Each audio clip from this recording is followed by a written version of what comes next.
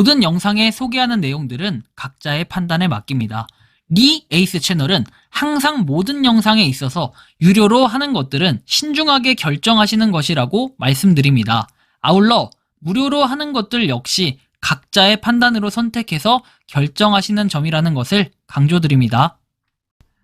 안녕하세요, 리 에이스입니다. 자, 여러분들 이번 시간은 국대탐정사무소 대표 잠수 논란 하편에 대해서 한번 영상 제작을 해봤습니다.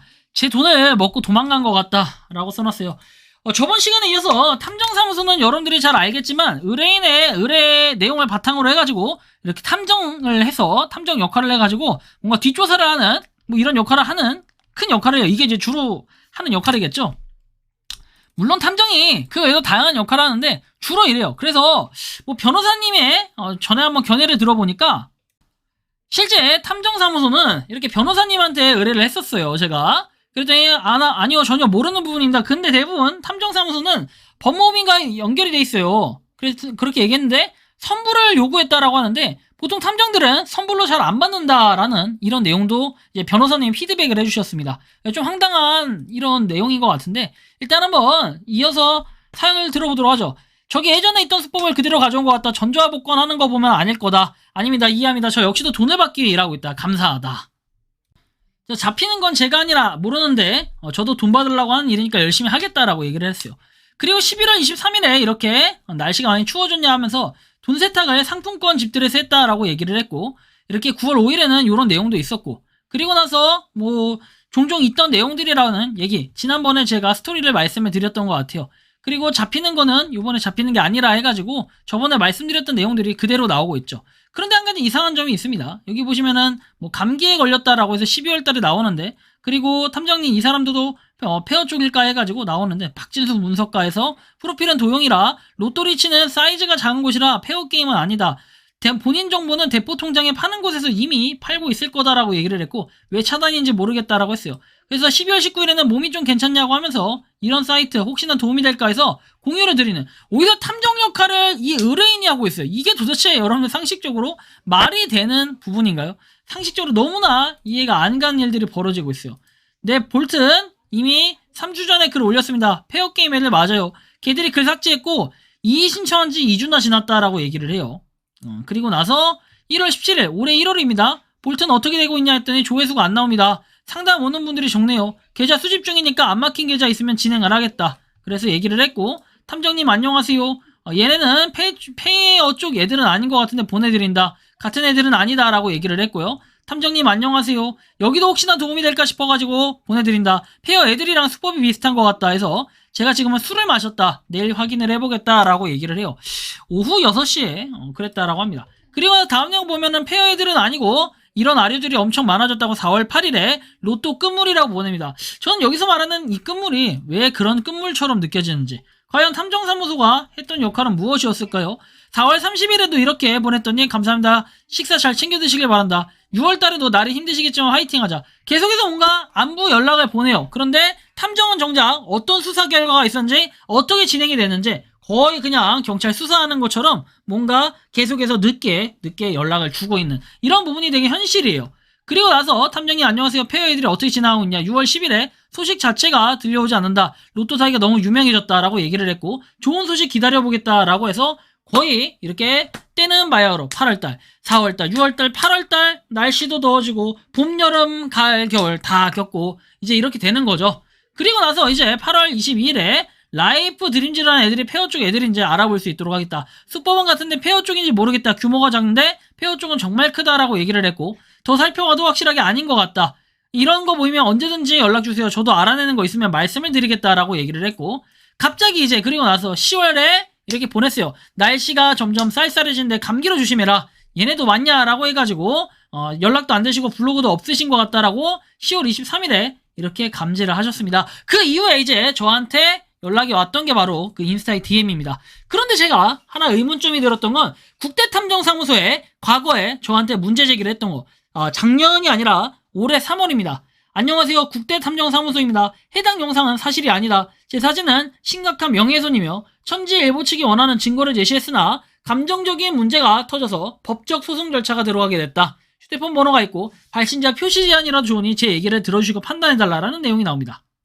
당시에 저는 휴대폰 번호를 알려주지 않았었고 그 다음 내용을 보면은 탐정사무소는 이렇게 얘기합니다. 천지일보 측에서 올린 기사는 저한테 일을 맡기지도 않은 분이 인터뷰를 하신 거고 기자분 역시 해당 관련 지급 정지에 아무런 정보가 없으신 상태에서 글을 쓰셨고 해당 기자님이 연구하신 계좌 정보 그리고 제가 성공시켜드릴 의뢰인과 연결까지 시켜드렸으나 약속했던 정정 보도를 내지도 않았다. 그래서 감정싸움이 발생했고 법적으로 하라면 연락조차 받지 않습니다. 팩트는 저는 대포 통장을 판매한 적이 없고 그들이 요구하는 증거를 제시했다라고 하면서 약속이 지켜지지 않고 새로운 증거를 제시하라고 하니까 멋대로 글을 쓰고 해서 뭔가 소송을 하겠다. 그리고 지급 정지 절차를 보이스피싱으로 대신해드렸고 그걸로 돈을 찾으신 분도 있다라고 해서 당시에 이렇게 얘기를 합니다. 피해자가 없는데 왜 내가 이걸 증명해야 되는지 지급 정지가 위법이라는 이유로 저를 범죄자로 만들어 놓고 나몰라랍니다. 근데 본인이 했던 방식이나 행동들이 그게 합법은 아니고 불법이라는 식의 발언을 했던 게 지난 상편인가 이번에 영상인가 해서 제가 언급해드렸어요.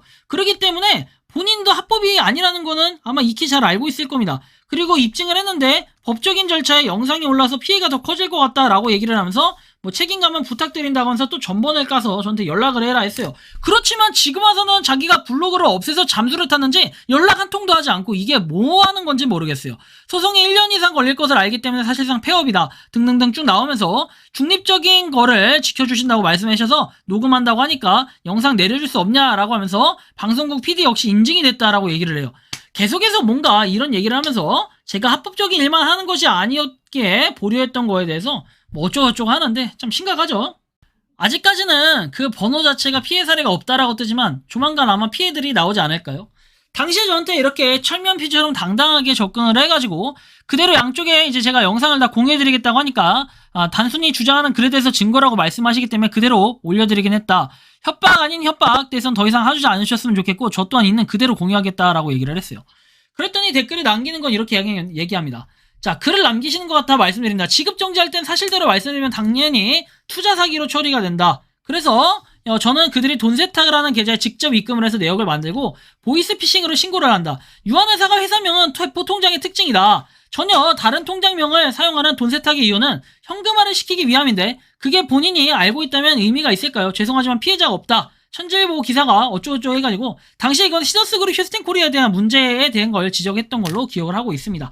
자, 아무튼 이런 내용들이 쭉 나와 있고 불법으로 사기치는 사기꾼들의 피해를 줄일 수 있는 가장 빠른 방법이라고 했는데 과연 이 사람은 이렇게까지 당당하게 해놓고서는 300만 원의 의뢰인을 맡긴 사람한테 왜 잠수를 타고 아직까지 이렇게 얘기를 하는 걸까요? 그래서 제가 저를 고소하겠다는 의지의 댓글인가요? 무고 관련해서는 선처 없이 대응해 드릴 거니까 참고해 주시길 바란다고 했더니 그만하자라는 식의 얘기를 합니다. 그리고 자기는 기자님을 고소하지도 않을 거고 그냥 약속만 지켜달라라고 하면서 오해 댓글 그리고 기자 측에서 요청한 수사 공문에 신상 정보가 다 드러났다라고 하는데 아니 그러면 당신은 도대체 왜 블로그를 지우고 튄 걸까요? 저는 정말 이해가 안 가는데 형평성 있게 최대한 그때 당시 봐드리려고 했는데 이 사람의 말이나 행동들이 좀 어눌한 부분도 있고 약간의 부자연스러움 그 다음에 지금까지도 여러분들이 잘 아시겠지만 제 전화를 아예 받지도 않고 있다라는 거 이건 상당히 큰 문제가 있어요. 도대체 왜 이분은 뭘 하고 있는 걸까요? 실종된 걸까요? 그렇다라고 하기에는 그냥 갑자기 블로그만 없어지고 유튜브는 여전히 남아있는 이런 부분은 상당히 이상하다라는 생각이 드는데 혹시나 여러분들은 이 국대탐정사무소에다가 의뢰를 하신 분이 있다면은 여러분들이 저한테 이메일 뒤에 나오는 주소로 제보를 해주시면 좋을 것 같아요. 많은 피해자들이 아직도 지급정지에 대해 모르는 사람들이 많다 해가지고 뭐 쭉 내용들이 나와있는 글 이런 걸 쭉 보면서 이 사람은 그동안 정말 전문적인 탐정 역할을 했던 게 아니고 법무법인이 있던 게 아니라 본인이 자발적으로 뭔가를 했던 행동들 아무래도 계좌 지급 정지를 하는 걸 주로 뭔가 기술로 삼아가지고 이렇게 사람들한테 돈을 받는 의뢰금을 받는 방식으로 그것도 선금을 받는 방식으로 해서 원래 이렇다라는 식으로 아마 해오지 않았을까라는 추측은 한번 해봅니다만 과연 그는 어디로 갔을까요? 그리고 다른 분들은 이분한테 의뢰하신 분들은 도대체 어떻게 됐을까요? 지금 한 분이 300만 원의 돈을 맡겼습니다. 그리고 피해액이 상당했는데 그 피해액을 맡기는커녕 아직 원금조차 못 찾고 오히려 의뢰금에 대해서도 지금 약간 먹튀를 당했다. 이런 개념처럼 보여지는 상황인데 여러분들이 보시는 이 국대탐정사무소의 지금 이 행동에 대해서 어떻게 생각하는지 이렇게 여러분들의 의견을 댓글로 남겨주시면 좋겠고 그다음 메일로 저한테 이 국대탐정사무소에 대해서 뭔가 좀 더 알고 있고 신상을 알고 계신 분은 자유롭게 댓글로 남겨주시면 좋겠습니다. 가 아니라 메일로 남겨주시면 좋겠습니다. 영상 마치겠습니다. 니 에이스였습니다. 감사합니다.